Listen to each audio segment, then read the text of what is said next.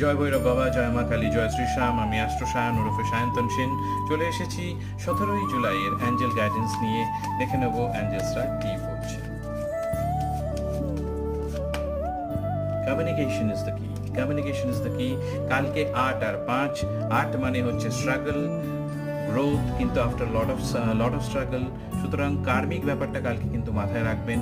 যতটা ইনপুট দেবেন ততটা কিন্তু আউটপুট পাবেন। সুতরাং আপনি এক্সপেক্ট যদি করেন যে আপনি প্রচুর বেনিফিট পাবেন with doing just a little, কিন্তু কালকের দিনটা সেটার জন্য নয়। আপনাদের প্রচুর এফর্ট দিতে হবে এবং রেজাল্ট কিন্তু প্রচুর ভালোই হবে যদি আপনারা এফর্টটা দেন।